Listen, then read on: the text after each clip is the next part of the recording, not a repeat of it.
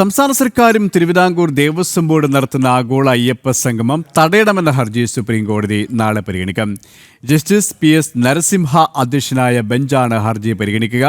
വിശദാംശങ്ങളുമായി ഡൽഹിയിൽ നിന്നും ശ്രീകാന്ത് ചേരുകയാണ്. ശ്രീകാന്ത്, സംസ്ഥാന സർക്കാരും ഒപ്പം തിരുവിതാംകൂർ ദേവസ്വം ബോർഡും നടത്തുന്ന ആഗോള അയ്യപ്പ സംഗമം തടയണമെന്ന ഹർജിയാണ് സുപ്രീം കോടതി നാളെ പരിഗണിക്കുക. മറ്റു വിവരങ്ങൾ എന്തൊക്കെയാണ്?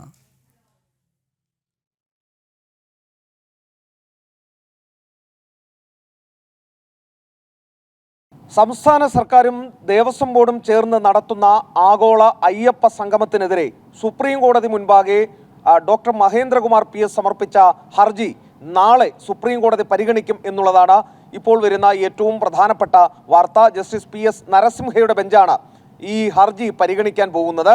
അടിയന്തരമായി ഹർജി കേൾക്കണം എന്നുള്ള ആവശ്യം ഹർജിക്കാരൻ മുന്നോട്ട് വെച്ചത് കോടതി അംഗീകരിക്കുകയാണ് ഉണ്ടായത്. രാഷ്ട്രീയ ലക്ഷ്യത്തോടെയുള്ള പരിപാടിയാണെന്നും പണത്തിന്റെ അടിസ്ഥാനത്തിൽ ഭക്തരെ വേർതിരിക്കാനുള്ള ശ്രമം നടക്കുന്നുവെന്നും ഈ ഹർജിയിൽ ചൂണ്ടിക്കാട്ടിയിരുന്നു.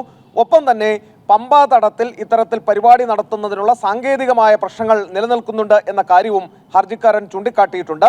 ഇത് മാത്രമല്ല, ഇതോടൊപ്പം നിരീശ്വരവാദികൾ നയിക്കുന്ന അല്ലെങ്കിൽ അവിശ്വാസികളായ ആളുകൾ നയിക്കുന്ന സർക്കാർ ഈ അയ്യപ്പ സംഗമം നടത്തുന്നതിനെ അതിരൂക്ഷമായും ഈ ഹർജിയിൽ വിമർശിച്ചിട്ടുണ്ട്. നേരത്തെ ഹൈക്കോടതിയിൽ ഈ ഹർജി നൽകിയിരുന്നെങ്കിലും ചില നിബന്ധനകളോടെ ആഗോള അയ്യപ്പ സംഗമം നടത്താൻ അനുവാദം നൽകുകയായിരുന്നു ഹൈക്കോടതി.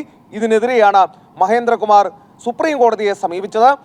പന്തളത്ത് സെപ്റ്റംബർ 22 സർക്കാരിൻ്റെ പരിപാടിക്കെതിരെ വിപുലമായ പ്രതിഷേധ പരിപാടി നടക്കുന്നുണ്ട്. ഒപ്പം ഡൽഹിയിൽ അയ്യപ്പ ഭക്ത സംഗമവും ഇതുമായി ബന്ധപ്പെട്ട് വിശ്വാസി സമൂഹം വിളിച്ചു ചേർത്തിട്ടുണ്ട്. ഈ ഒരു പശ്ചാത്തലത്തിൽ നാളെ കോടതി ഈ ഹർജി പരിഗണിക്കുമ്പോൾ വളരെ പ്രാധാന്യം കേരളത്തെ സംബന്ധിച്ചും വിശ്വാസി സമൂഹത്തെ സംബന്ധിച്ചും ഉണ്ട്.